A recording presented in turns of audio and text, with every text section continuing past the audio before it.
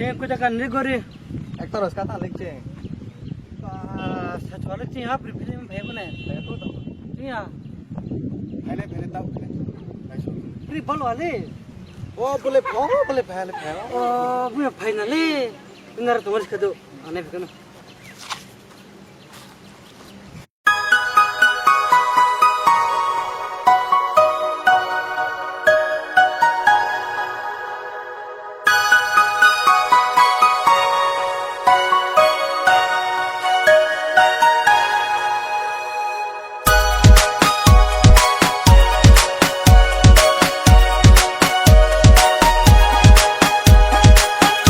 Grenya nungno ang nai so ye tong wo par ka ham wo nungo nai so ye tong wo hey grenya nungno ang nai so ye tong wo par ka ham wo nungo nai so ye tong wo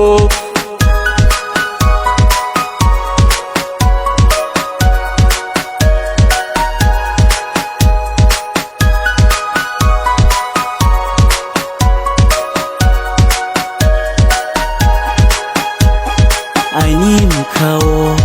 ni se cười ke preke tong mai ni grui nang ai nim khao ni se cười ke preke tong mai ni grui nang ang le ben de ke fo ya ni ruya ang le ben de ke fo mai ke ni ruya ang le ben de ke fo ya ni ruya ang le ben de ke fo mai ke ni ruya hey grenya nungno ang nai so ye tong wo par ka ham wo nungo nai so ye tong wo hey grenya nungno ang nai so ye tong wo par ka ham wo nungo nai so ye tong wo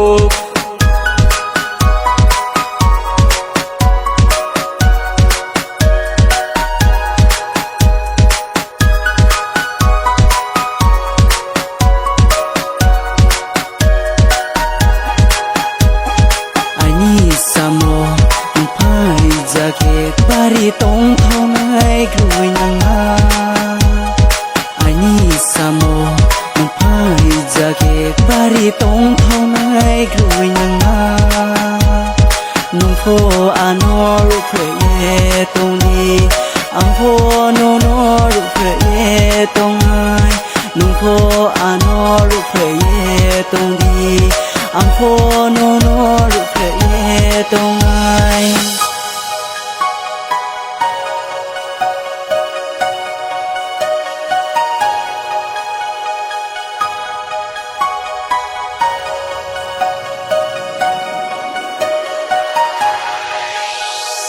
hey grenya nungno ang nai so ye tong wo